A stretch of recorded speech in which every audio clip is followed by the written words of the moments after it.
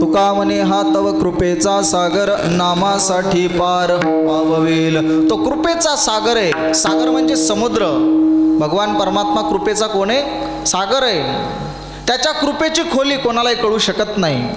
भगवंताची कृपा आपल्यावर आहे का नाही हे कसं ओळखायचं? एखाद्या संकटातून तारण्याची बुद्धी जर आम्हाला निर्माण झाली तर निश्चित समजायचं भगवंताची आपल्यावर काय आहे? कृपा आहे. आणि संकटातून जर आम्हाला तारण्याची बुद्धी प्राप्त नाही झाली, अधःपतनाकडे जर आमची बुद्धी घेऊन चालली, तर समजायची भगवंतांची आपल्यावर काय आहे? अवकृपा आहे. अवकृपा आहे. सोपी व्याख्या आहे महाराज. म्हणून तो परमात्मा कृपेचा निधी साठा आहे. समुद्राची खोली जशी कळत नाही तशी त्याच्या कृपेची खोली कळत नाही. त्याच्या कृपेशिवाय हे जगत चालू शकत नाही. ज्या अर्थी हे जगत चालते त्या अर्थी जगताच्या पाठीवर कुठेतरी एखादी ईश्वरी शक्ती संचार करत असल्याशिवाय हे जगत चालत नाही Maharaj. That is a definition of God. ईश्वराची काय परिभाषा आहे? काय डेफिनेशन आहे? काय व्याख्या आहे? लोक धोत्र घालणाऱ्याला वेड म्हणतात, लोक अजून आम्हालाच वेड म्हणतात. परंतु वारकऱ्याच्या विचारापर्यंत, माझ्या ज्ञानोबराय तुकोबराय एकनाथ महाराजांच्या विचारापर्यंत समाज येण्यासाठी मला वाटतं अजून किती वर्ष लागतील? किती वर्ष लागतील महाराज? विज्ञान किती जरी पुढे गेलं तर विज्ञानाला अजून 3 गोष्टीचा पत्ता लागला नाही. लक्ष देऊन ऐका. ओरिजिनल सागराची खोली विज्ञानाला अजून कळली नाही. ओरिजिनल दुधाचा थेंब विज्ञानाला अजून तयार करता आला नाही. पावडरचे करत असतील केमिकल कशाचे, पण ओरिजिनल दुधाचा थेंब नाही तयार करता आला. ओरिजिनल सागराची खोली नाही अजून विज्ञानाला कळली. आणि ओरिजिनल रक्ताचा थेंब विज्ञानाला अजून तरी नाही तयार करता आला. या 3 गोष्टीचं उत्तर भौतिकवाद्यांनी द्यायचं आणि मग आम्ही त्यांच्या चरणावर दंडवत घालू. अर्थात जिथे विज्ञान संपतं, जिथे हात टेकतं, तिथे अध्यात्माला प्रारंभ होतो महाराज. आम्हाला हे माहिती 100-150 वर्षापूर्वी एखाद्या सायंटिस्टने सांगितलं पाण्यापासून वीज तयार होते, हे माहिती आम्हाला. पण आम्हाला याचं का ज्ञान नसू नये? माझ्या ज्ञानोबराने 750 वर्षापूर्वी ज्ञानेश्वरीत लिहून ठेवले, उदकाचे निमिसे लख लखित तेज दिशे, पाण्यापासून वीज तयार होते. ही माऊलींनी शोध लावलाय. आम्ही आत्ता म्हणतो, आताच्या मंत्र्यांनी संत्रांनी योजना काढल्या, पाणी अडवा पाणी जिरवा. अरे तिथून नाही, हे आमच्या मूळ खात्यातून आल्यात. ज्ञानोबराय तुकोबरायपासून, नाथ महाराजापासून. ज्ञानोबराची ओवी नगरेची रचावी, जलाशय निर्मावी, महावने लावावी, नानाविध वृक्षवल्ली आम्हा सोयरे वनचरे, या सर्व योजना तिथून अंमलात आल्या. फक्त आम्ही आमचे पुराण, पोथीपुराण, ज्ञानेश्वरी गाथा गुंडाळून ठेवली महाराज. आम्ही हिंदू लोकांनी, आणि आम्हीच हिंदू लोकांनी आपल्या हिंदू धर्माचा ऱ्हास करायला सुरू. देवच नाही म्हणतात, देवच नाही. एक जण सुंदर व्याख्यान दिले देव नाही याच्यावर. हो, सुंदर लेक्चर दिले. विचारलं कसं काय तुम्ही सिद्ध करून दाखवलं की देवच नाही विश्वामध्ये, काही खरं नाही, आपणच आहेत फक्त, देवच नाही. कसं काय जमलं एवढं? तो म्हटलं देवाची कृपा आहे. अर्थात त्याची कृपा असल्याशिवाय आपण चालू शकत नाही, बोलू शकत नाही. म्या बोलविल्या वेदू बोलविल्या, चालविल्या सूर्य चाले, म्या हलविल्या प्राणवाले जो जगातले चालिता, जो ऐसा तुम्ही जगाचा नातू की गगनाईसा साक्षी तुझी आसते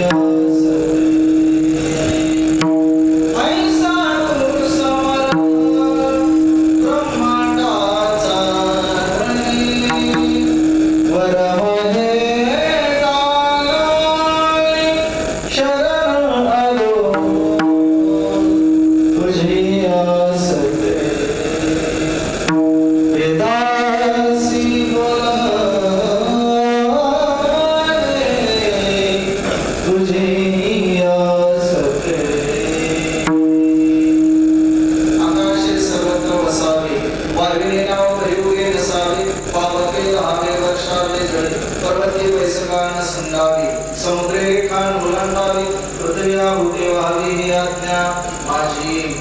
पर्वतानं जायचं नाही, समुद्रानं ओलांडायची नाही रेषा. कमीच पाऊस पडला तरी आटून जायचं नाही, जास्त पडला तरी वर यायचं नाही. मला वाटतं समुद्राचा कवळा मुंबईचा डुबकी राहील का? महाराष्ट्र जन्म व्हायला काय लागेल का? ही कोणाची आज्ञा आहे? माझी आज्ञा आहे. मी बोलत नाही, माझ्याचा बोलणारा वेगळा आहे, बोलविता धनी वेगळा आहे. मी चालविल्या सूर्य चाले. जगाला प्रकाश देणारा कोण आहे? साक्षात भगवान आहे, साक्षात सूर्य नारायण आहे. नाही दुसरे आम्हाला विठ्ठल, नाही दुसऱ्या कृष्ण, नाही दुसऱ्या राम. सूर्य तो दिसतो आपल्याला, जगाला देणारा प्रकाश. तो कोण आहे? तो साक्षात भगवान परमात्मा आहे, भोलेनाथ आहे महाराज, भगवान विठ्ठल आहे महाराज. ही त्याची कृपा आहे. त्याच्या कृपेशिवाय जगत चालू शकत नाही. त्याच्या कृपेची खोली काय अलौकिक आहे महाराज. तो सर्वांना सांभाळतो. कोणी मला मानो किंवा न मानो, कोणी देव नाही म्हटल्याने तो नाही सिद्ध होत नाही. आणि आहे म्हटल्याने त्याचं काही बिघडत नाही, नाही म्हटल्याने त्याचं काही बिघडत नाही. तो आहे तसा आहेच महाराज, आहे तसा. ओसी तो जगाशी एक आहे. कोणी केली बाळा दुधाची उत्पत्ती, वाढवी श्रीमती सगळे पोटात आहे तोपर्यंत दूध नसताना, पण जन्म झाला बाळासाठी त्याच्यासाठी आहार तयार. वासनाचा जन्म झाला की लगेच दूध तयार. ही कोणाची कृपा आहे? याचं उत्तर काय? उत्तर आपण देऊ शकत नाही त्या गोष्टीचं. ही त्याची कृपा आहे. एक नाटाचा घोडा बघेल.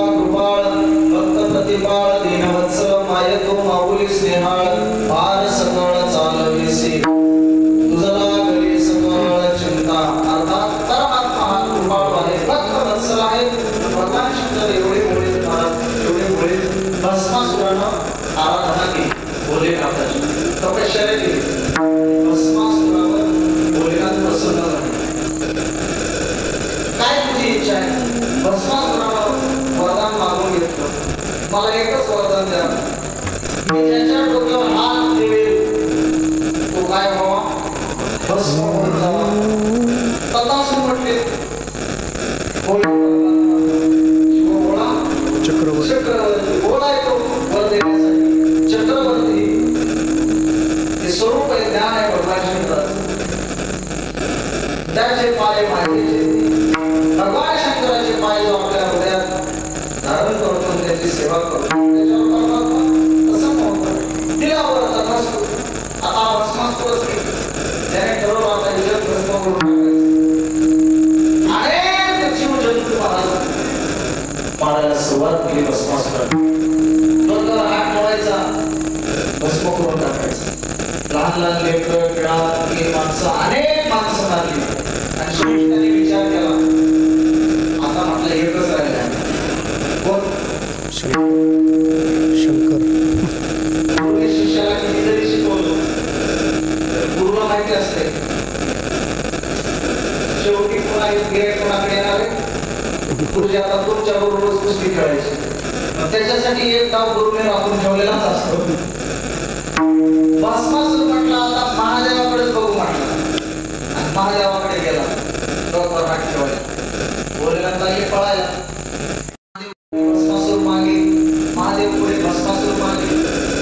महादेव म्हटलं काय मला मागे लागेल, फुकट कळत शेली वळवळ करत घेण्याचा त्याच आहे का नाही. महादेव गेले क्षीरसागरात भगवान विष्णूकडे. भगवान विष्णू विचारलं काय गडबड आहे म्हणले. भगवान विष्णूने विचार केला नक्की या बाबाने काय झालं म्हणले, काही करा पण वाचा म्हणले, नसलेली पिढा बांधायला लागली म्हणले, हातालाच येते म्हणले, तुम्हाला कामच नाही म्हणले, कुणाला उदाहरणाला देत समजा कुणाला गेल्यास वाटल्यावर त्याची किंमत राहील का? तर कोणाला देवा हे कळलं पाहिजे.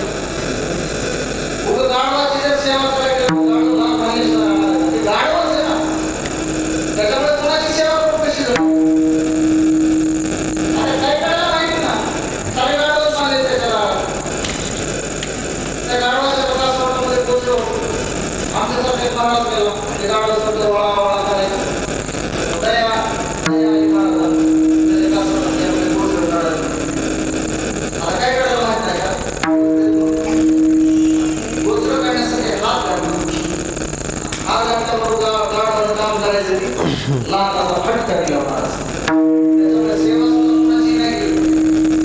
माणूस बघून सेवा केली, गाढवाची सेवा केली तर भेटतेच खायला कुणाची सेवा करायची. आधी नंबर राहिलं आम्हाला समर्थ रामदास आधी नंबर ते पात्र होते भयाला आधी कामामध्ये कोण ते हे नसावे प्रमाणात. चार भाऊ असले तर दोघांनी नंबर असावं, दोघांची बाजू काही असावी तेव्हा डोक्यामध्ये राहू दे लोक. सगळ्यांनीच नंबर म्हणले त्याला नंबर आमच्या दोघांशी म्हणले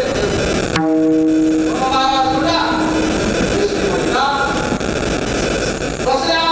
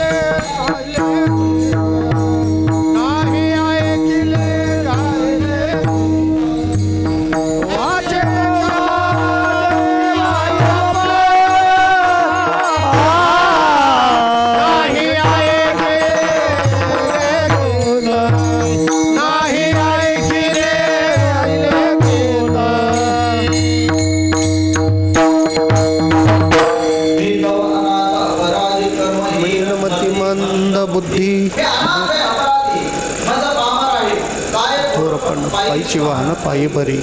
पण तुकोबऱ्या खऱ्या असं होते का? मी तो अपराधी कर्म ही मंदिमंत बुद्धी तुझं मी आठवली नाही ऐकली गायले की धरली लाज वगैरे वगैरे नाही केला कविला परोपकार नाही दया आली पीडिता कर करुणे तू केला व्यापार वाहिला भार कुटुंबाचा असं म्हणणारे तुकोबर आहे. पण असे होते का? असे नव्हते. तर मोठेपणा असावा. भगवान शंकर आपल्यापेक्षा मोठे कृपाळू आणि त्यांच्या पुढे लहान आहे. बरं भगवान शंकराचं वर्णन अभंगात करतात. पण भगवान शंकराचं वर्णन कोणी करावं? जो शिवभक्त आहे त्याने करावं. आमच्यासारख्या वारकऱ्यांनी जर भगवान शंकराचं वर्णन केलं महाराज तर कसं जमेल? तुम्ही वारकरी, तुकाराम महाराज वारकरी, एक कनिष्ठ पांडुरंगाचे भक्त किती एक कनिष्ठ आणि कापे काम नाही आज कापे काम नाही आज कापे काम नाही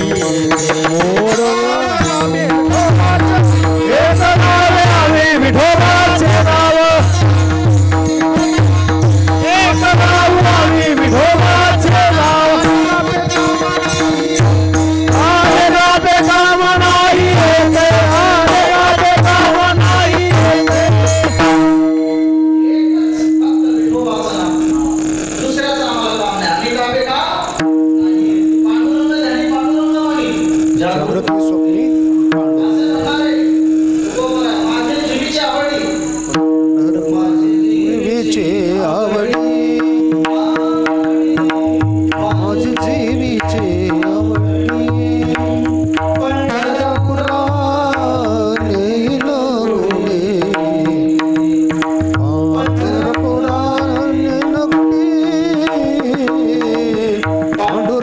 मन रंगले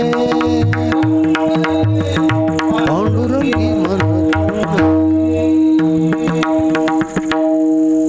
नामदेव महाराज, एकनाथ महाराज, ज्ञानोबराय, तुकोबराय सर्व एकनिष्ठ कोणाचे भक्त आहेत? विठ्ठलाचे भक्त आहेत. आणि तुकाराम महाराजांसारख्याने जर भगवान शंकराचं वर्णन केलं तर हे सिद्ध होईल का? हे खरे का? पण ऐका, अनेक दिवसापासून भांडणं शिवभक्त आणि हरिभक्त, शिवभक्त आणि हरिभक्त. आता तिथं हरिनाम साप्ताह झाला की लगेच कुठं कुठे शिवनाम साप्ताह. असं ते आनंदाची गोष्ट आहे. प्रत्येक देवांचा सप्ताह केलाच पाहिजे. पण त्यांच्यामध्ये भांडण नसो, द्वेष मत्सर भेद नसो, त्याचं ज्ञान पाहिजे. आमच्याकडे अज्ञान आहे बऱ्याच दिवसापासून. म्हणून शिवभक्ताचं आडव्या गाणावाल्याचं आणि उभ्या गाणावाल्याचं काही भांडण आहे. हो, हे विठ्ठलाला मोठे मानतात आणि ते महादेवाला मोठे मानतात. अरे बाबा, कोणीच मोठं नाही कोणीच लहान नाही. कारण यांचं कार्य एवढं महान आहे. नामदेव म्हणतात ब्रह्मा प्रातः काळू, विष्णू माध्यान्ह वेळू, सदाशिव सायंकाळू. उत्पत्ती, स्थिती आणि प्रलय हे तिघाच्या हातात आहे. म्हणून हे वेगळे नाहीत महाराज. हरिहर भेद हरिहर हरिहर हरिहर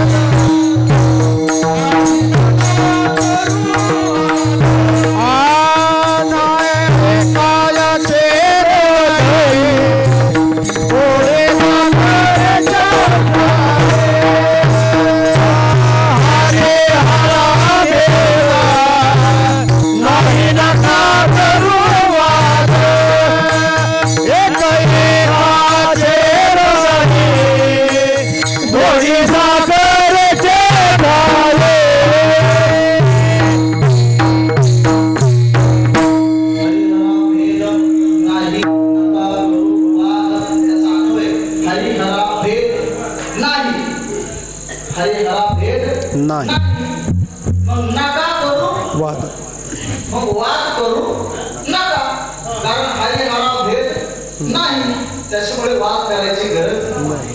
एक एकाचे हृदय गोडी साखरेच्या. भगवान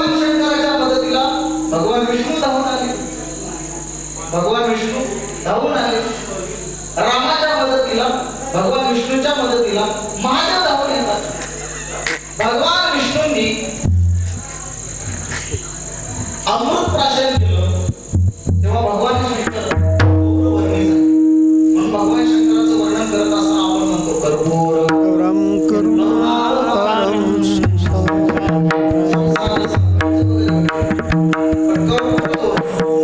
गौरवर्णी कोण आहे? भगवान शंकर. आणि भगवान शंकराने विष प्राशन केलं तेव्हा भगवान विष्णू नीलवर्णी झाले. म्हणून त्यांना नीलकंठेश्वर. भगवान शंकराने विष प्राशन केलं तेव्हा भगवान विष्णू नीलवर्णी झाले. म्हणून सावळा कोण आहे? भगवान विष्णू. आणि भगवान विष्णूने अमृत प्राशन केलं तेव्हा गौरवर्णी महादेव झाले. एकाचे हृदय कोणी करायची गरज नाही.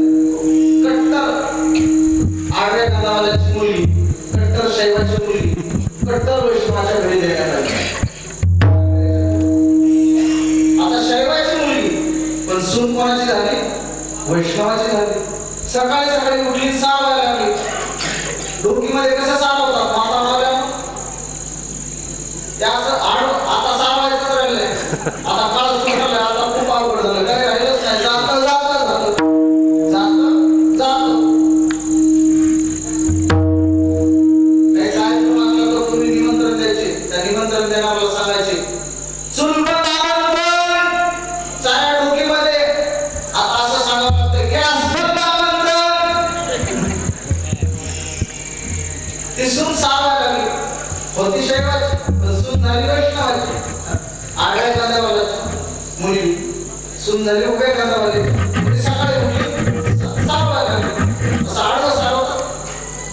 कट्टर वैष्णव सासरा उठलो. असं आडवं नाही चालत आमच्याकडे. असं उभं सारवायचं उभं. सुनेने विचार केला, पहिला दिवस जिंदगी करायला जायची. काय कामाला मी कसं करावं, कसं तरी उघड सारवलं. पुन्हा प्रातः विधीला गेला. वैष्णव सासरा आला, दात घासायला लागला. दात कसे घासतात? आडवी. दात घासायला लागलो. सुनबाई म्हटली थांबा मामाजी. काय सुनबाई? अशा आडवे नाही दात घासायचे. आपण वैष्णव आत उभ्या कांदावाले शेवटे दात घासतात.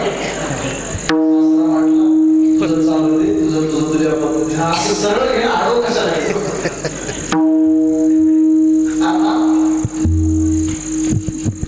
हरभरे जर घ्यायचे असेल हरभरे काय पाव असं म्हणत नाही. विष्णू भरे काय पाव. पण हर म्हणत नाही का? हर मुखाला येईल. हरभरे काय पाव असं नाही म्हणत. विष्णू भरे काय पाव. 17 शिवायचा असेल टेलरकडे गेलो तर 17 शिव असं म्हणत नाही. शिव मुखाला येईल म्हणून काय म्हणतो? माझ्या कापडाला माझ्या मापचा दोरा घाला. पण 17 शिव असं म्हणत नाही. एवढे कट्टर आहे. हे फार मोठा अज्ञान आहे. हे अज्ञान बाजूला ठेवलं पाहिजे. एकच आहे अजूनही भगवान पांडुरंगाच्या डोक्यावर बघा लिंग प्रतिमा महाराज. पहिले वैष्णव कोण असतील? एका जनार्दनी वैष्णव शिरोमणी महादेव. ही परंपरा मूळ ज्ञानाची कुठून ज्योत आली असेल तर महाराज ज्ञानोबा म्हणतात ना आदिगुरु शंकरा ना कोणी शिष्य परंपरा बोधाचा हा संसार झाला जो ब्रिजे प्रकटले मच्छिंद्रालय सहज. भगवान शंकर पहिली वारी भगवान शंकराने केली पांडुरंगाची महाराज. असे गाडीवर गेले वारीला. आणि पार्वती माता म्हणतात कुठे निघाला? वारीला पंढरपूरला. एकटेच का? आम्हाला नाही का? बरं पार्वती तेवढ्या आवाजाला पप्पा तुला म्हणतो ना पार्वती आता एवढ्या मोठ्या पोटाचं पोट कसं नाही का पंढरपूरला 10-12 लाख सामान असतो. एवढ्या येताना काय पंढरी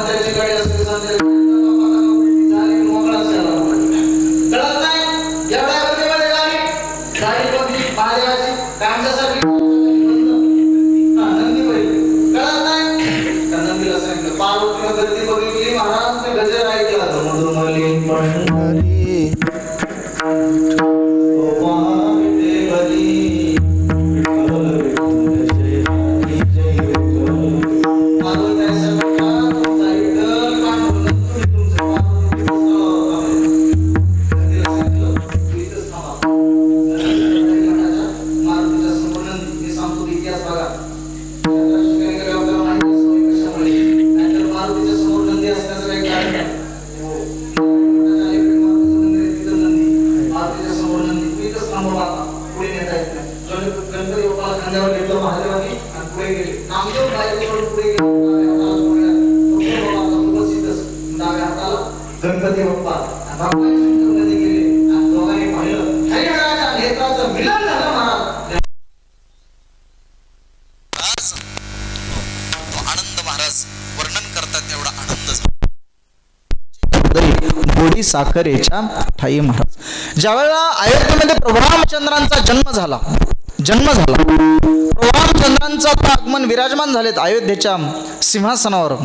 500 वर्षापासून पेंडिंगमध्ये पडलेला इतिहास, परंतु रामचंद्र प्रभू आता महाराज विराजमान झाले. आता रामराज्य आलं. आम्ही ठरवलं पाहिजे कसं वागलं पाहिजे.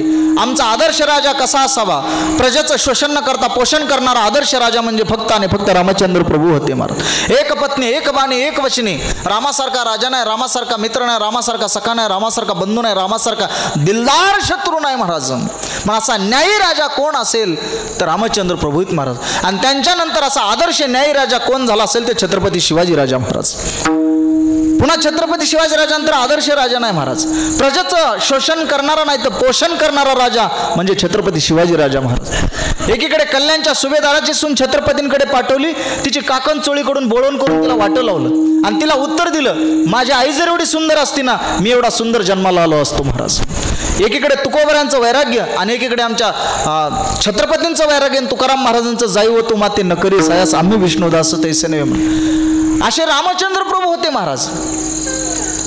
मला एक जण विचारलं, रामचंद्र प्रभूंच्या अवतारामध्ये न्यायालय नव्हतं आणि आता कलियुगामध्ये न्यायालय कशासाठी तालुक्याच्या ठिकाणी. त्यांना म्हटलं, अरे बाबा त्रेतायुगामध्ये राम अवतारामध्ये अन्याय करणारी माणसं नव्हती म्हणून न्यायालय उभारण्याची गरज नव्हती. आता कलियुगामध्ये अन्याय करणारी माणसं वाढली म्हणून तालुक्याच्या ठिकाणी न्यायालय उभारण्याची गरज भासली महाराज. रामराज्य त्याला म्हणतात. नुसतं रामाला विराजमान करून जमणार नाही. राम हा कणाकणात आहे. आपल्या हृदयात राम आहे. हृदयातला राम जागृत झाला पाहिजे. आपल्या हृदयातली ज्योत पेटली पाहिजे ज्ञानाची आणि आपल्या जीवनातला अंधकार नष्ट झाला पाहिजे. जसा पूर्व दिशेकडून सूर्याचा उदय झाल्यानंतर पश्चिमेकडचा अंधकार नष्ट करतो सूर्य महाराज, तसा आपल्या हृदयातला खरा राम जागृत झाला पाहिजे. आणि मग आपल्या हृदयात एकदा रामाचं वास्तव्य झालं की मग तिथं काम राहत नसतो महाराज. काम राहत नसतो. म्हणून रामराज्य त्याला म्हणतात. रामराज्यात जर एखादा शेतकरी नांगरत असेल, त्याला जर सोन्याचा हंडा लागला तर तो सोन्याचा हंडा तो घेऊन गेला. रामाने सांगितलं एका ट्रेमध्ये ते हिरे माणिक मोती काय त्याच्यामध्ये आहे ते उलटा आणि डोकीच्या चौकात नेऊन ठेवा. डोकीच्या चौकात 15 दिवस ट्रे तिथे ठेवला. त्याच्यातला एकही हिरा हल्ला नाही. त्याच्यातला मामा फेट्यावाली एकही हिरा हल्ला नाही. तुम्ही म्हणता का हल्ला नाही? कारण तिथं आपल्यापैकी कलियुगातला एकही हिरा नव्हता म्हणून एकही हिरा हल्ला नाही. आपल्यातला हिरा असता तर एकही राहिला नसता महाराज. याला काय म्हणतात? रामराज्य महाराज. रामचंद्र प्रभूंचा जन्म झाला आणि प्रभू रामचंद्र रडायला लागले आणि एवढे रडायला लागले, काही केलं तरी नजर काढली पण बाळ काय रडता थांबेना महाराज. रडते माझे बाळ ताई समजावी तारायना नाना परी समजावी ते मागिला ते खाया देते थापटोनी निजवी ते हालवी ते पाळना रडते माझे बाळ ताणे समजावी ताराईना नाना परी करीतो छंद. प्रभू रामचंद्र रडता काय थांबत नाहीत. भगवान शंकराने एका साधूचं वेश घेतलं. काकभूषुंडी आणि ऋषी पार्वती आम्ही दोघजण माझ्या रामाच्या दर्शनासाठी गेलो. तेव्हा गेटवर 2 वॉचमॅन होते. त्यांनी हाकलून दिलं. गंगेच्या काठावर आम्ही दोघेजण जाऊन बसलो. काकभूषुंडी आणि मी दोघेजण साधूच्या वेशात. तिथं गंगेच्या काठावर जाऊन बसल्यावर माझा राम एवढा रडायला लागला आणि मग है क्या कोई बच्चे की नजर उतारने वाला आहे का? कोणी बाळाचं नजर काढणारं? साऱ्या अयोध्येमध्ये दवंडी पिटवली पार्वती.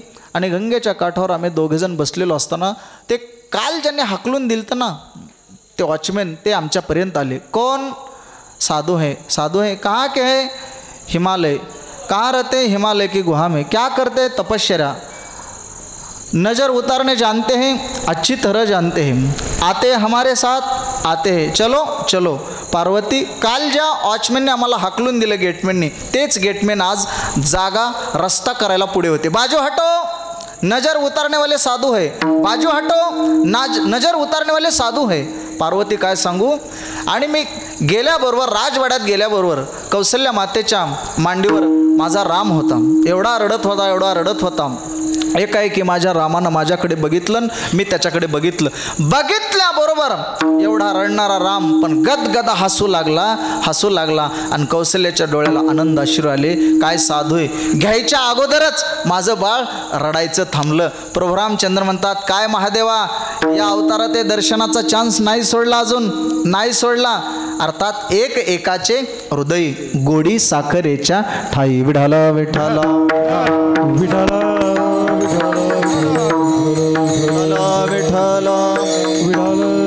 म्हणून तुकोबरा भगवंताला म्हणतात, तुम्ही नाथ आहेत. आणि तुम्ही नाथ काय, साधे नाथ नाहीत, तुम्ही विश्वाचे नाथ आहेत. तुम्ही कोण आहेत? विश्वाचे नाथ आहेत. विश्वाचं भरण पोषण, पालन पोषण, विनाश संहार करणारे. आणि मी एक दीन आहे, रंक आहे, अनाथ आहे. म्हणून तुम्ही माझ्यावर काय करा, कृपा करा. असं अभंगाच्या पहिल्या चरणात महाराज उत्तर देतात. तुम्ही विश्वनाथ, विश्वनाथ, तुम्ही विश्वनाथ, तुम्ही विश्वनाथ, तुम्ही विश्वनाथ, तुम्ही विश्वनाथ, तुम्ही विश्वनाथ, तुम्ही विश्वनाथ. दीनरंग मी अनाथ, दीनरंग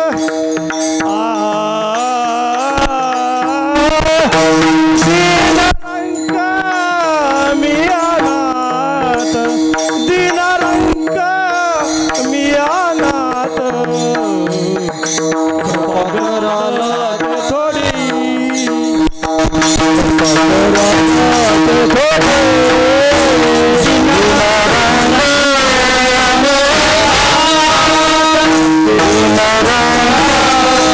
अनाथ.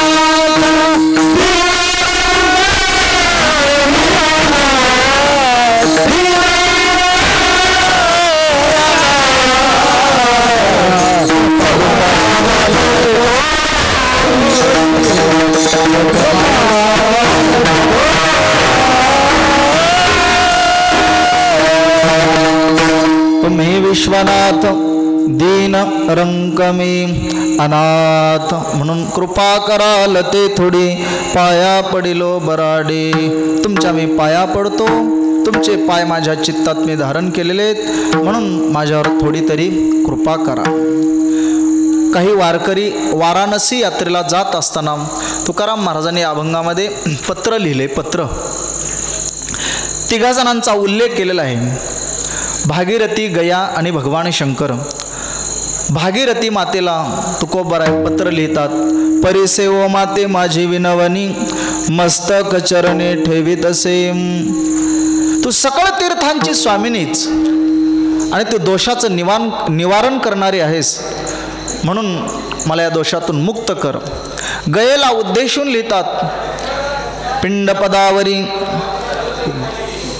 दिला पुलिय करी, माझा देहरूपी पिंड मी तुला समर्पित केलेला आहे आणि तुझ्या हाताने भगवान विष्णूच्या चरणी मी समर्पित केलेलं आहे. मी भगवंताचं नाम घेतलं, अखेरची बोंब मारली आणि सर्व कर्मांतरातून मी आता मुक्त झालो. म्हणून माझे झाले गया वर्जन, फिटले पितरांचे ऋण. आणि पितरांच्या ऋणातून मी मुक्त झालो. आणि तिसरं पत्र, तिसरं वाक्य भगवान विश्वनाथांना म्हणजे महादेवांना लिहितात की तुम्ही विश्वनाथ दीन रंक मी अनाथ, मी दीन आहे, रंक आहे, अनाथ आहे, गरीब आहे, मग माझ्यावर काय करा, थोडी कृपा करा, अशी माझी आशा आहे. माझ्यावर कृपा करा. तुम्ही अनेक भक्तांवर हे भोलेनाथा तुम्ही कृपा केली, तुम्ही कृपा करण्यात प्रसन्न होण्यात भोळे, तुम्ही शिवभोळा चक्रवर्ती, त्याचे पाय माझे चित्ती वाचे वदता शिवनाम तया न बाधी क्रोध काम. तुम्ही काम क्रोधातून विकारातून मुक्त करणारे आहात. धर्म अर्थ काम मोक्ष शिव देखता प्रत्यक्ष. तुम्हाला प्रत्यक्ष पाहिलं तरी तुम्ही 4 पुरुषार्थ त्याला प्रदान करतात. जगाला खाणारा काळ, परंतु त्या काळापासून तुम्ही त्याला मुक्त करतात. एका जनार्दनी शिव निवारी कळी काळाचा भेव. असं तुमचं सामर्थ्य आहे. म्हणून जो भगवान शंकराची निंदा करतो आणि विठ्ठलाचं भजन करतो त्याची भक्ती खरी ठरत नाही. आणि जो विठ्ठलाची भक्ती करतो आणि महादेवाची निंदा करतो किंवा महादेवाची भक्ती करतो आणि विठ्ठलाची निंदा करतो त्याला खरी भक्ती प्राप्त होत नाही, त्याचा उद्धार जीवनात होत नाही महाराज, होत नाही. भगवान शंकर आणि सती रामायण ऐकण्यासाठी जेव्हा अगस्त्य ऋषींच्या आश्रमात जातात आणि अगस्त्य ऋषींकडे रामायण ऐकतात आणि रामकथा ऐकून नाशिकचा परिसर दंडकारण्य लागतं. इकडे सीता चोरीला गेलेली असते आणि प्रभू रामचंद्र सीतेच्या शोधार्थ वियोगामध्ये जंगलामध्ये हिंडत असताना भगवान शंकर आणि सती परत येत असताना, कैलासाकडे येत असताना रामचंद्र प्रभूंचं दर्शन झालं महादेवांना आणि महादेवांच्या मुखातून बाहेर उद्गार निघाले, जय श्रीराम, जय श्रीराम, जय श्रीराम, तुमचा विजय असो, विजय असो. सतीने विचारलं, कोणाचा विजय असो? सती, आपण ज्यांच्याकडे कथा ऐकली अगस्त्य ऋषींकडे ते माझं इष्ट दैवत श्री राम प्रभू यांचं मला दर्शन झालं. अगस्त्य ऋषि तो बताते थे राम ब्रह्म है और ब्रह्म को वियोग कैसा और वियोगी ब्रह्म कैसे होते. अगस्त्य ऋषीने सांगितलं. आणि असला कसला देव बायकोच्या वियोगाने रडतो, असला कसला देव? तुझ्या मनामध्ये संशय तर परीक्षा का घेऊन येत नाही? सती निघाली परीक्षा घेण्यासाठी. कोणाची? रामाची. पण सतीनं माध्यम काय वापरलं? सती ही सीता झाली. कोण झाली? सीता झाली. भगवान शंकरांनी ओळखलं सीता ही भक्ती आहे, जगदंबा आहे, जगातल्या भक्तीच्या नात्याला आता ही कलंक लावते. सीतेच्या रूपात गेली. कोण? सती. आणि गेल्याबरोबर रामचंद्र प्रभूंनी विचारलं, मेरे पिता भगवान शंकर कहाँ है? असं विचारल्याबरोबर सती पंक्चर झाली महाराज. डोळे झाकले, पुन्हा उघडून पाहिलं रामचंद्र प्रभू, सीता. पुन्हा डोळे झाकले, पुन्हा उघडले. हनुमंत आहेत, लक्ष्मण आहे, पुन्हा डोळे झाकले, पुन्हा उघडले. जिकडं तिकडं बघू लागले महाराज. हो, तिला एकच फक्त महाराज, जिकडे पहावे तिकडे चतुर्भुज गोपाळो. जिकडे तिकडे तिला रामाचं दर्शन झालं आणि सीता आपलं सती परत आली. भगवान शंकराने विचारलं, कछुन परीक्षा लीन गोसाई. कशी परीक्षा घेतली तू? काय नाही, तुम्ही दुरून नमस्कार केला आणि मी जवळ जाऊन नमस्कार केला, एवढीच परीक्षा घेतली, बाकी काय परीक्षा? धडधडीत खोटं बोलली सती. कोण? धडधडीत खोटं बोलली. रामाची निंदा केली. भगवान शंकर प्रिय, पण रामाची काय केली? निंदा केली, उपेक्षा केली, अवहेलना केली. परिणाम काय झाला? 87,000 वर्ष भगवान शंकरांनी तपश्चर्या समाधी लावली आणि 87,000 वर्ष सतीचा त्याग केला. किती? 87,000 वर्ष महाराज. हिचा आत्ताच त्याग केला असं. म्हणून भगवान शंकरांनी इतिहासातल्या गोष्टी सांगत सांगत कैलास पर्वतावर नेलं आणि डाव्या बाजूचं जे आसन होतं सतीचं ते समोर मांडलं. क्रियेतून त्याग केला आणि 87,000 वर्ष भगवान शंकर महाराज भजन करत होते. कोणाचं महाराज? वाचे वदता. कोणाचं भजन करत होते? रामकृष्ण वाचा भाव हा जीवाचा. रामकृष्ण वाचा रामकृष्ण वाचा भाव हा जीवाचा. रामकृष्ण शिवाचा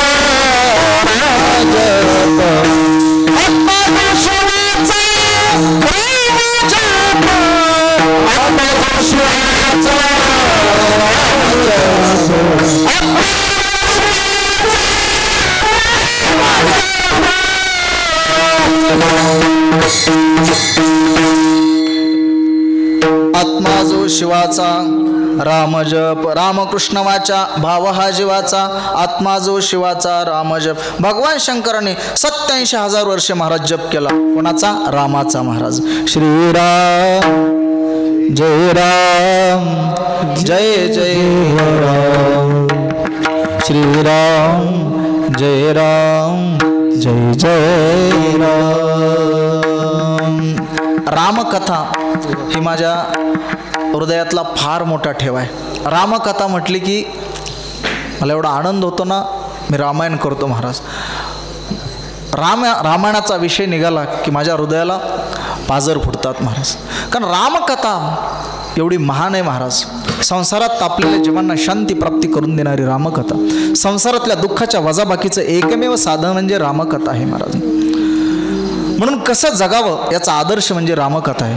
अगोदर कसं जगावं हे कळण्यासाठी रामकथा ऐकली पाहिजे आणि नंतर कसं मरावं याचं ज्ञान प्राप्त करून घ्यायचं असेल तर पुन्हा भागवत ऐका. कसं मरावं महाराज, राजा परीक्षितने देह कसा ठेवला. म्हणून मंगलाचे भवन अमंगलाचं हरण करणारे भगवान परमात्मा महाराज. मंगल भवन अमंगल हारे द्रववशु दशरथाजीर बिहारी. सीताराम चरित अति पावन मधुर सरस परमित मन भाव. पुण्य पुण्य की ताली हो सुने सुनाई. पिय के प्यास बुझत न बुझाई.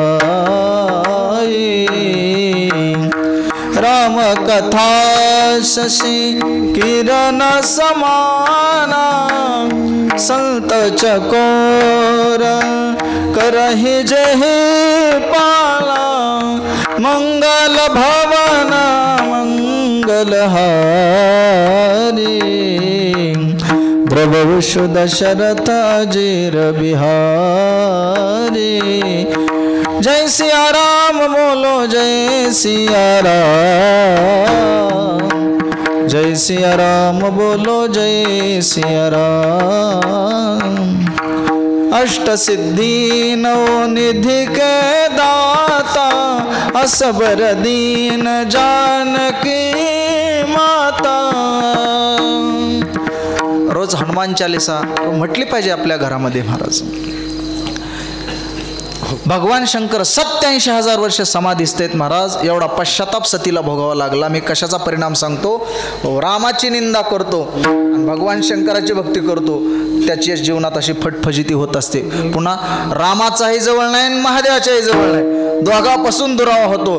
आणि तीच सती पुढच्या जन्मात महाराज मैना माता हिमालयाच्या पोटी जन्माला आली. तिचं नाव पार्वती. नारद महर्षी घरी येतात आणि मग नारदांच्या हातात त्या मुलीचा हात दिला जातो. मैना माता आणि हिमालयाने माझ्या मुलीचं भविष्य सांगा. नारद महर्षी सांगतात सैल सुलक्षण सुता तुम्हारी.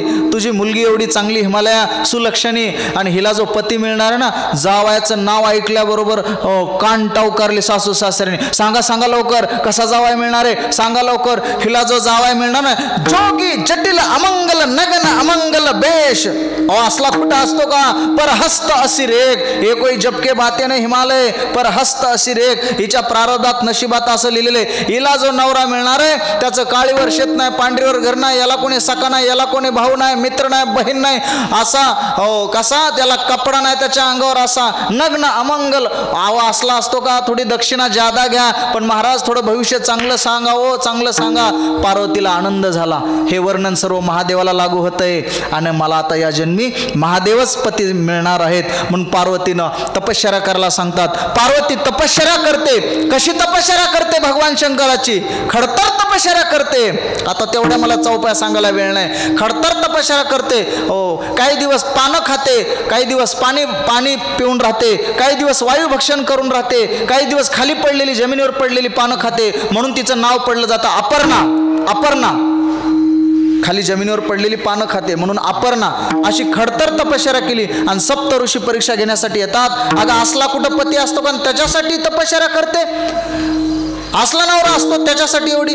पण पार्वतीने सांगितलं जन्म लूंगी तपश्चर्या करूंगी मरूंगी, जन्म लूंगी तपश्चर्या करूंगी मरूंगी, जन्म लूंगी तपश्चर्या करूंगी मरूंगी, लेकिन पति भगवान शिवजी को भी करूंगी. कितनी बार जन्म लूंगी पण लेकिन भगवान शिवजी को पती करूंगी. तिच्या मनातली श्रद्धा ओळखली, भगवान शंकरांना जाऊन सांगितलं आणि मग भगवान शंकरांनी पुन्हा मग महाराज पार्वतीचा स्वीकार केला. मग ती नवरदेव नटू लागले, आपलं कलवरेस म्हणतात ना, कलवरे भगवान शंकरांना नटवतात. ती भगवान शंकराचा वेश तसा मागास सांगितला, भस्मवटी रुंडमळा असा वेश. आणि सगळी ती वरात निघाली हिमालयाच्या दिशेने.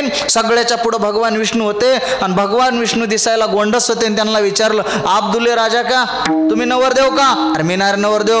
10 मिनट रुको, आपके गांव में जब दूल्हा आएगा ना तब देखोगे दूल्हा कैसा है, सब भाग जाएंगे, कोई नहीं यहाँ रोकेंगे. आणि जेव्हा भगवान शंकर येतात आणि लहान लहान लेकर बघतात त्यांना, आता लहान लेकरच की, आणि जेव्हा असला नवरदेव बघितलाय आणि लेकर लागले घरी पळायला, माताजी पिताजी माताजी पिताजी अंदर से ताला बंद करो बंद करो, ऐसा दूल्हा जिंदगी में पहली बार देख रहा हूं, कभी नहीं देखा, बंद करो अंदर से दरवाजा बंद करो.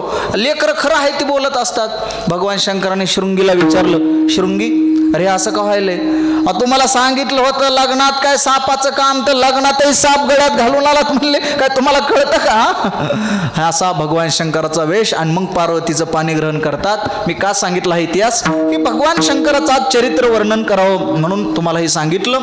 म्हणून तो कोबराय म्हणतात तुम्ही पार्वतीवर जशी कृपा केली, हो पार्वतीचा त्यागही केला आणि पुन्हा कृपा केली, म्हणून माझ्यावर काय करा, कृपा कराल ते थोडी. पाया पडिलो बराडी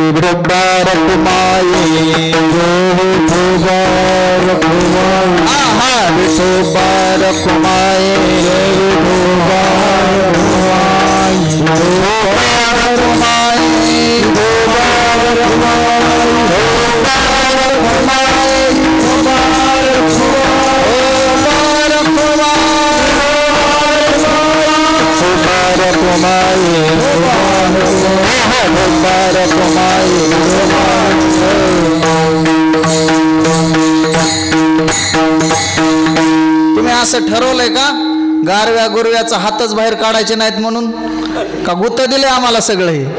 तुम्ही सगळ्यांनी भजन केलं पाहिजे ना. आज महाशिवरात्रीचा दिवस आहे, सर्वांनी गोड भजन केलं पाहिजे. सगळे रगदार आहेत बरं, इथं काय कोणीच कमी नाही, असं सगळे रगदार आहेत, गाणारे वाजविणारे कीर्तनकार. आणि बसलेले तर म्हणत असेल आम्ही बी काय कमी रगदार आहेत का, घरूनच रगी घेऊन आलो आम्ही बी रगीत बाहेरच काढायचं नाहीत हात. असं काय ठरवलं का? ही गुत्तेदारी आम्हाला परवडत नसते, गुत्तेदारीला अवघड असते. सगळंच गुत्तेदारी म्हणले. एका डॉक्टरचा बाप वारला 10व्याला पंढरपूरला गेलं. ब्राह्मणाने सांगितलं एवढं साहित्य लागतं, खारीक वाटी, बेलफूल, पानफूल, गोमूत्र, पीठ वगैरे बरंच काय लागतं. डॉक्टर मला एवढं कुठून गोळा करणार, किती पैसे लागतात म्हणले 5000. हे 5000 एक्स्ट्रा धरा ब्राह्मण बुवा, 10,000 धरा, पण बापाच्या 10व्याच्या कार्यक्रमाचं गुत्तच तुम्हाला गुत्तच देऊन टाकलं. 10व्याचं कशाचंही गुत्ते द्यायला आता, हो गुत्तच दिलं. आणि 10 मिनिटांनी पुन्हा ते ब्राह्मण बुवाने हाक मारले, डॉक्टर साहेब ओ डॉक्टर साहेब या ना म्हटले, ते चला ना चला लवकर. अहो म्हटले का? तुमची ती खौड करावी लागते. खौड म्हणजे? अहो डॉक्टर साहेब तुमची ती चप्पी करावी लागते. आणि डॉक्टर म्हणला वामनाला तुला गुत्त दिले की राव? वामन म्हणला शब्बास, मग काय चप्पी सहित बाप तुझा मेला चप्पी कर माझी. चप्पी सहित गुत्त असतं का कुठे म्हणला? तसं सगळेच गुत्ते तरी आम्हाला कशी परवडन. तुम्ही बी थोडं जरा भजन केलं पाहिजे, म्हणजे आम्हाला थोडा आनंद वाटत असतो. ही सगळी गुत्तेदारी कशी परवडायची? मग सगळ्यांनी थोडं भजन करा माझ्या पाठीमागा, बाकी कोणी नका, फक्त बसलेले. आपण गळाटून गेलो, झालं कीर्तन. आता सगळे बसलेले एकदम म्हणा नामदेव जनाबाई. वा वा वा, खूप छान छान. तुम्ही नका म्हणू हे महिला मंडळ. नामदेव जनाबाई, नामदेव जनाबाई, सोपान काका मुक्ताबाई. तुम्ही थांबा आता, यांचं बघू द्या ना. हम भी किसी से कम नाही हे म्हणत असते. म्हणा नामदेव जनाबाई, सोपान काका मुक्ताबाई. तुमची मान अशी का हलायला लागली हो? ते म्हणतात काय की आहा जमाना झाला. आहा 1,00,000 मुंगे असू ना, 1,00,000 मामा एका लाईनीत चालतात. किती गोड आवाज येतो. पण 10च मुंगळे असू द्या, 10च मुंगळे, एक इकडे एक तिकडं. कसं आहे चौकदार? असंच आहे म्हणते ते. का फराळी कमी केल्यात काय म्हणा. नामदेव जनाबाई सोपान काका मुक्ताबाई, नामदेव जनाबाई सगळेच म्हणा. सोपान काका मुक्ताबाई, सोपान शेजारची बाई म्हणत नाही. नामदेव जनाबाई सोपान काका मुक्ताबाई, टाळी काही वाजत नाही.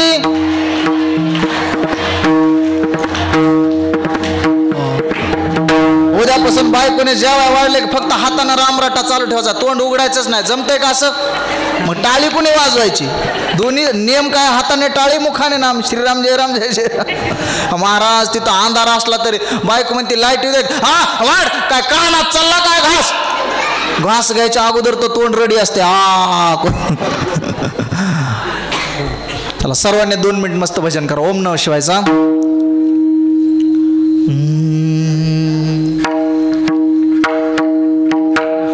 ओम नमो नमः शिवाय, हर हर नमः शिवाय, नमः शिवाय, नमः शिवाय, हर हर नमः शिवाय, नमः शिवाय, नमः शिवाय, हर हर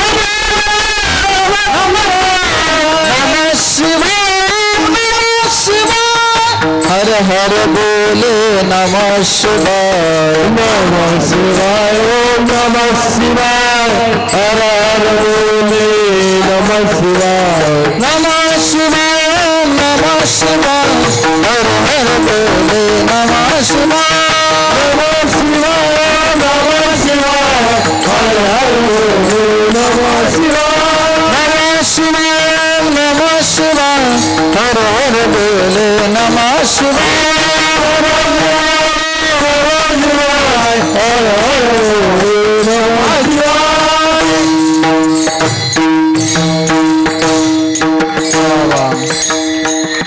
वा. धन्यवाद सर्वांना.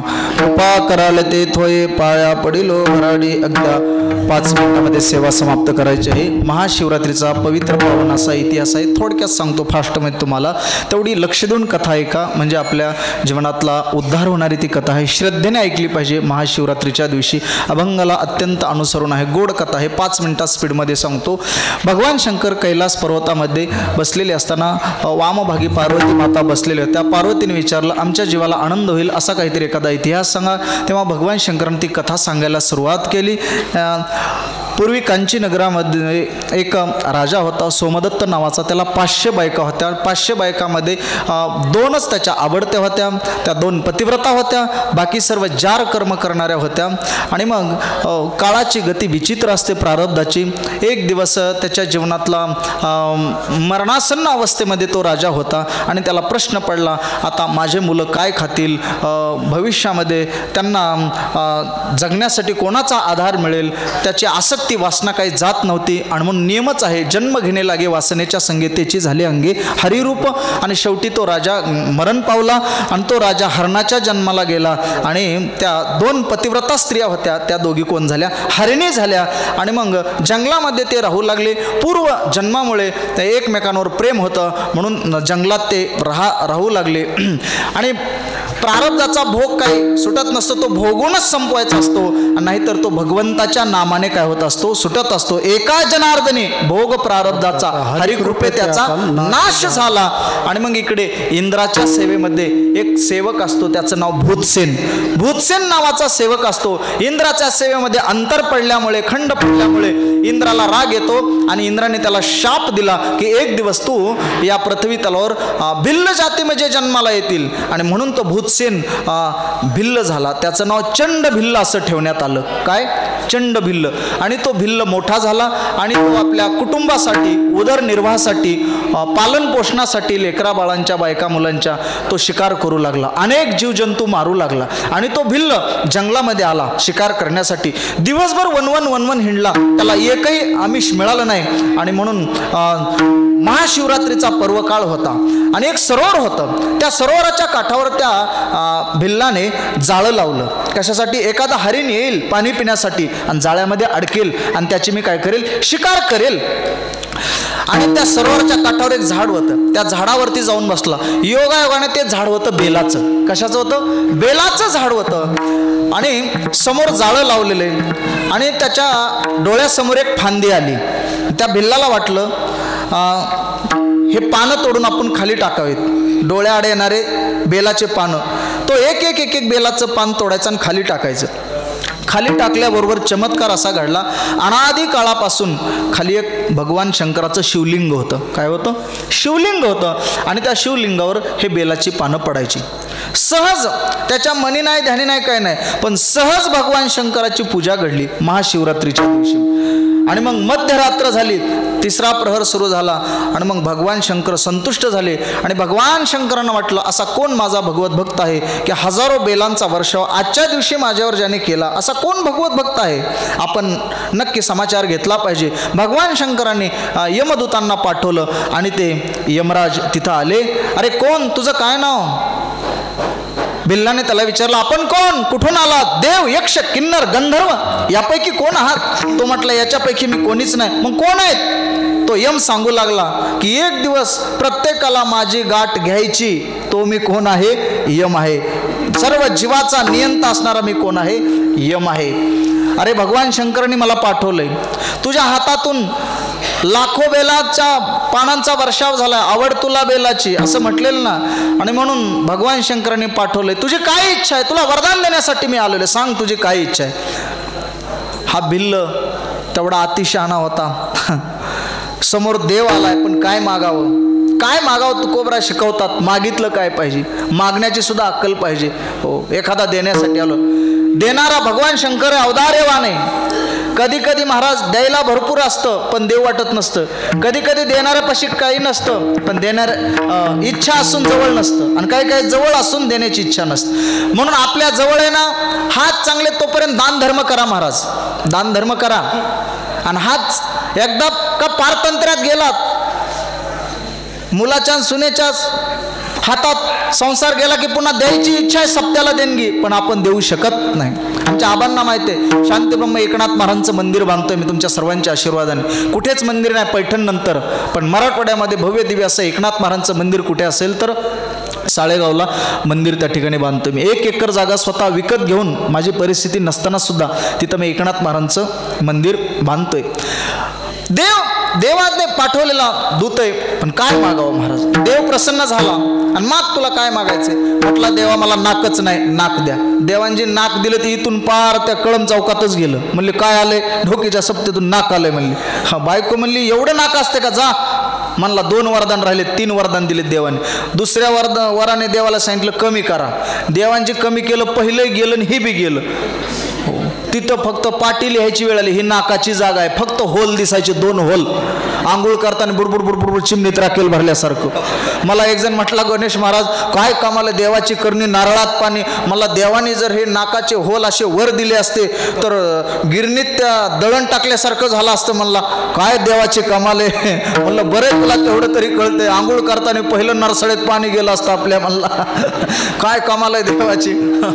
बरं माणसं जर एकसारखे केले असते तर कुणी कुणाचा न्याला असता, काय मेळच लागला नसता. नाही तर पाटीवर असे नंबर लिहावे लागले असते मागून. आकडा 25 नंबर आमचा आहे, 26 नंबर आमचा आहे. किती अवघड झालं असतं महाराज. ही काय भगवंताची कृपा आहे महाराज. आणि पुन्हा गेला. बायको म्हणली आता तर पहिलं बी गेलं आणि हे बी गेलं, काय तुम्हाला मागण्याची अक्कल नाही? मला 1 वर राहिलाय. मग जा म्हणले आता तरी. हे 3ऱ्या वरानं गेलं. देवा म्हटला 1 वर राहिला ना, माग. म्हणला पहिलं होतं तेवढंच द्या. गेले का नाही 3च्या 3 वर फेल. अरे काय मागावं? त्याचा दिमाग असला पाहिजे. आंधळ होतं, आंधळ्याने देवाची तपश्चर्या केली आणि पांडुरंग प्रसन्न झाले. महाशिवरात्रीच्या दिवशी भगवान शंकर प्रसन्न झाले. आणि माग काय पाहिजे? काय नाही. म्हटलं माझ्या नातवाच्या डोक्यावर छत्र धरलेलं बघू दे. नातवाच्या डोक्यावर. आता या आंधळ्याचं लग्न झालेलं नव्हतं, याचं लग्न करावं लागलं. हो, पुन्हा त्याला लेकरू द्यावं लागलं आंधळ्याला.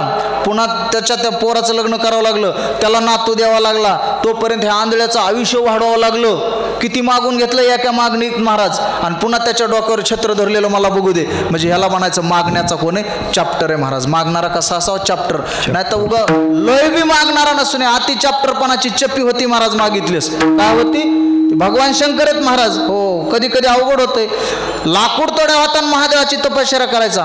महादेवाची पार्वती म्हटली आपला भक्त आहे, रोज जप करते, काहीतरी द्या ना. दारिद्र्याने गांजलेलं आहे. महादेव आले, मडक्यातलं पाणी पेले, त्याच्यात टीसभर बाटली टाकली मामा, टीसभर. त्या बाटलीमध्ये अशी अंगठी होती. काय होती? अंगठी. हो, तोळ्याची. कसं तोळा सोन्यात. घरी आलं त्यानं बघितलं, मडकं उघडून तो तोळ्याची अंगठी. ती काढली की दुसरी तयार, ती काढली की तिसरी तयार, तिसरी काढली की चौथी. साऱ्या अंगठ्याच, हाताच्या 10 बोटात, पायाच्या 10 बोटात अंगठ्याच माता मावल्यानं. काय येणं महिन्यात तो महाडी बांधली, बंगला मोठा बंगला. शेजारची गंगूबाई म्हणली ठोकूबाई म्हणली 2 महिने झाला हा ब्रेडचं पोतं खायला नेलंच, अजून दिलं नाही, आणि एका महिन्यात बंगला उभा झाला म्हणली. घोड्यान म्हणली काय कमाला म्हणली. स्कॉर्पिओन, टाटा सफारीन, बंगला, डोकीला प्लाटन, उस्मानाबादला काय मिळत आहे म्हणली डब्बीची करामत आहे. माझे मालक लाकूड तोडा जाणं महादेवाची तपश्चर्या केली महाशिवरात्री आणि डबी दिली म्हणली. ही बी घरी गेली. आलं हे बिगर बेंडबाजीत लेझिम खेळत. म्हणली जा म्हणली, राख रांगोळी केली साऱ्या संसाराची. जा म्हणले महादेव प्रसन्न होतात आणि तेवढी डबी घेऊन या. आपण डबी कशाची काय आहे का? डबी घेऊन या म्हणली. हे बी गेलं आपलं जयदेव जयदेव जय माझे बायको. तपश्चर्या केली, महादेव आले, पाणी पेले. काय पाहिजे? डबी द्या, तेवढी डबी मला द्यावा. डबी टाकली देवाने, देव निघून गेले. आता ती डबी विलक्षण डबी होती जरा. ती डबी उघडली, त्या ईदभर डबी होती. ईदभर डबीचं टोपण उघडल्याबरोबर आबा त्याच्यातून टीसभर माणूस माझ्यासारखा सोयी दिशेने बाहेर आला. मी काय टीसभर आहे का? हसायला लागलात लगे. टीसभर माणूस असा बाहेर आला आणि त्याच्या हातात वाटीन वस्तारा. 1 नंबर हायवे चकाचक.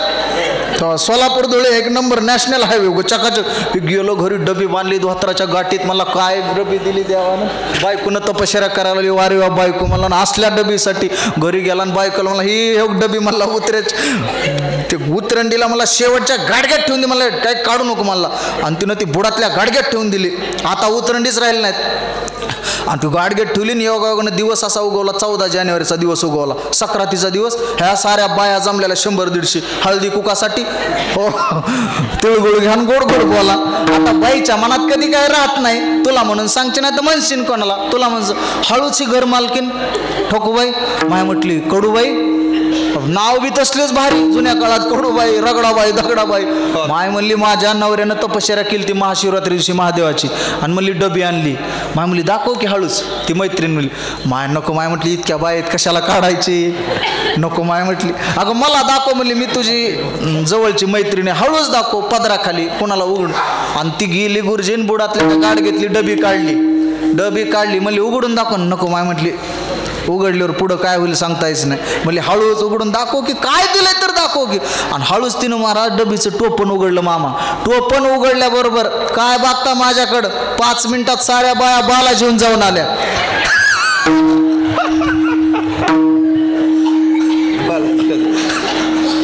काय मागायचं देवाला, देव प्रसन्न झाल्यावर हाताने चप्पी करून घ्यायचा झालाय का नाही. काय मागितलं पाहिजे. हो, ते भिल्ल होता महाराज. भिल्ल म्हणला मला काही नको, लवकर आता कीर्तन सोडा, लय उशीर व्हायला लागलाय. का बोर झाले तुम्ही, मग चढू द्यायचं का उजडूस तर. भिल्ल म्हणला मला एकच वरदान द्या यमाला. मला पशु पक्ष्यांची भाषा कळावी एवढंसा वरदान द्या. तथाच म्हटले. नियम निघून गेले. आणि मग हरिण पाणी पिण्यासाठी सकाळी आल्याबरोबर त्या जाळ्यामध्ये अडकला महाराज. त्या हरणाची छोटी पत्नी होती ती आली. तिला 2 पाडसे होती. मोठी होती ती गरोदर होती, महिने भरत आलेले होते. आणि मग त्या ठिकाणी ती पत्नी आलेली आणि आपले मालक जाळ्यामध्ये अडकलेले पाहून तिला दुःख झालं आणि ती बोलू लागली आता मीही राहणार नाही, तुमच्या बरोबर येणार. इथं राहून काय उपयोग. सौभाग्य नसेल, आपला पती नसेल तर जगण्याला काय अर्थ आहे. जसं शेळीच्या गळ्याला गलूल असतं, त्याच्यावरती दूध येत नाही, पाणी येत नाही, निरर्थक ते लोंबत असतं. तसं ज्याच्या जीवनात भक्ती नाही, काही नाही, किंवा स्त्रीने पतीशिवाय जगणं व्यर्थ आहे. आता इथं राहून उपयोग काय, मीही तुमच्या बरोबर येणार. परंतु हरिण बोलू लागला अगं तुझे लहान पाडसं आहेत, जा त्यांचं पालन पोषण कर. दोषी ठरशील तू, तुझं कर्तव्य जा, त्यांना उपाशी मारू नको. तेवढ्यात मोठी हरिण आली. या सर्वांची चर्चा सुरू झाली आणि मग मोठी हरिण छोट्या हरिणीला म्हणते, तुझे लहान लहान पाडसेत घरी, त्यांना स्तनपान करून दूध पाजू नये, तुला दोष लागेल. परंतु छोटी हरिण म्हणते मोठ्या हरिणीला, अगं तुझ्या पोटामध्ये लहान पाडसेत, तुला बालहत्येचं पातक लागेल, तू जाऊ नको, मी जाते सौभाग्यात, मी जाते स्वर्गाला पतिराजांबरोबर.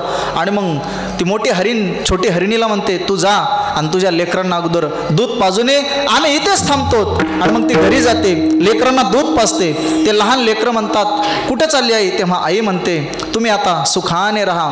आणि तेव्हा ते लेकरं म्हणतात, छोटे छोटे हरणं, आमचं पालनपोषण कोण करणार, आम्ही इथे राहणार नाही. मग ते 2 हरणाचे पिल्लं सुद्धा तिथे येतात आणि मग त्या 5 जणांची चर्चा हा भिल्ल ऐकत होता आणि तो विचार करू लागला, हे हरण आहेत, पशुपक्षी, परंतु शास्त्राच्या धर्म अधर्माच्या गोष्टी करतात, ज्ञानाच्या गोष्टी करतात, आणि मी एक माणूस असून अधर्माने वागतो. त्याचं हृदय महाराज बदललं. ते लहान लहान हरणं होते, ते त्या भिल्लाजवळ जातात आणि म्हणतात, अरे भिल्ला, अगोदर आम्हाला मार, आमचं मांस खूप गोड आहे, कवळ आहे, मृदुई, गोड लागेल, घरी घेऊन जा खाण्यासाठी. जसं चिलिया बाळाने आपला देह अतिथीसाठी देऊन टाकला, भुकेलिया अन्न, ताणलेल्या जीवन पुण्याशी कारण हेतुकेची, याच्यासारखं महान पुण्य कशात आहे, आम्हाला अगोदर मार, आम्हाला मार. तेव्हा तो भिल्ल म्हणतो, मी कोणालाच मारणार नाही, मी तुम्हाला जीवदान दिलं. तेव्हा ते हरिण म्हणते, जाळ्यामध्ये अडकलेला हरण, अरे मला तहान लागली, आम्हाला सोड, अगोदर सरोवरावर आम्ही पाणी पिऊन येतो आणि नंतर तुला जे करायचं असेल ते कर. तेव्हा तो भिल्ल म्हणतो, पुन्हा त्याची बुद्धी पलटली, आणि तुम्हाला जर पळून जायचं असेल, तसेच तुम्ही पळून गेलात तर तुम्ही मला ठकून जाणार आहात काय की. तेव्हा त्या दोघे हरिणी म्हणतात, अरे राजा ऐक, ठकून जाणारा, धोका देणारा, त्याला नरक भोगावा लागतो, अन्नतम नरकामध्ये पडावं लागतं. म्हणून आम्ही पळून जात नाहीत, आमची विनंती, आम्हाला पाणी पिऊ दे, आणि मग तुझ्या घरी आम्ही येतो, चुकाने आम्हाला मार. आणि पाणी पिण्यासाठी त्यांना सोडलं जातं आणि परत येतात, राजाला म्हणतात मार. राजा म्हणतो, मी तुम्हाला आता जीवदान दिलेलं आहे, मी तुम्हाला मारणार नाही. त्यांच्या उपदेशाने राजा सावध झाला आणि राजा विचार करू लागला, पशुपक्षी असून जंगलातले ज्ञानाच्या गोष्टी करतात आणि मी मनुष्य असून अधर्माने वागतो, हा याच्यातून बोध घ्यायचा. परंतु हरण हे पशुपक्षी असून सुद्धा सत्वाला ढळली नाहीत, त्याच्या पाठीमागे त्याच्या घरी गेली. आणि शेवटी मग भगवान शंकरांनी दूतांना पाठवलं आणि सांगितलं, त्या 5 हरणांना घेऊन या. ते 5 हरण होते ना, त्यांचे दिव्य देह निर्माण झाले आणि त्या 5 हरणांना महाराज विमानात बसवलं आणि भगवान शंकराच्या कैलासामध्ये शिवपुरीमध्ये त्यांना त्या ठिकाणी ठेवलं, वास झाला.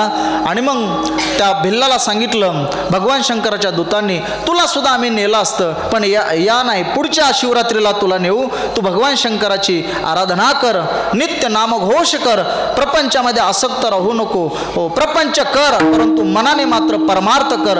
आणि मग पुढच्या शिवरात्रीला भगवान शंकराचे दूत येतात आणि त्या भिल्लाला घेऊन जातात. कैलासासी नेला भिल्ल पानेडी बैसला, भिल्ल पानेडी बैसला. आणि मग त्या भिल्लाचा उद्धार झाला.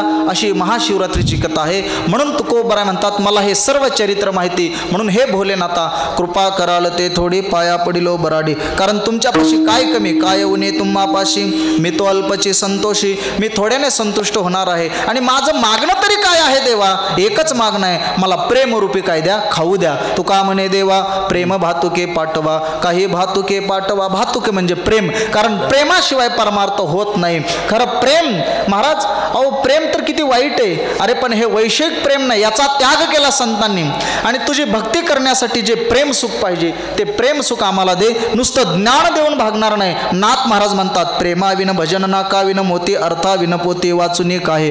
म्हणून प्रेम सुखा दे, प्रेम सुख दे, प्रेमाविन नाही समाधान, प्रेम सुख दे, प्रेम सुख दे, म्हणून तुका म्हणे देवा प्रेम भातुके पाठवा. कशामुळे मागतात? कारण तू कोण आहेस? तुम्ही विश्वनाथ आणि मी दीनरंग कमी अनाथ. म्हणून कृपा कराल ते थोडे पाया पडिलो बराडी. यथामते तवका झालेली चिंतनरूपी सेवा भगवान शंकराच्या भोलेनाथांच्या चरणारविंदी समर्पित करतो. जाता जाता एक सूचना करतो सर्वांना. शांती ब्रह्मसंत एकनाथ महाराजांचं मंदिराचं काम चालू आहे. या नाथषष्ठीला येऊन बघा. सर्वांना निमंत्रण आहे या कार्यक्रमाचं. 30 मार्च ते 6 एप्रिल या कालावधीमध्ये फार भव्य दिव्य असा नाथषष्ठीचा सप्ताह होणार आहे. 1 एकर जागा स्वतः मी दादा विकत घेतली लॉकडाऊनमध्ये. खोटं बोलणार नाही या गादीवर उभारून. आज महाशिवरात्रीचा दिवस आहे. शेकड्याने पैसे काढले मी. 6 लाख रुपये. किती? 6 लाख. मला घरून विरोध होता गुरुजी, परंतु म्हटलं आपण कमवून काय करणार आहेत? जास्त पैसे झाले तर कुठे एखादा बंगला घेताना भाड्याने देताना केच कळमला.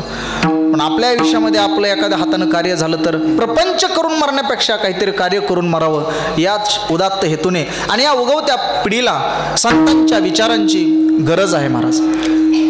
भारत देशाला लागलेला सर्वात मोठा कलंक म्हणजे व्यसन आणि फॅशन.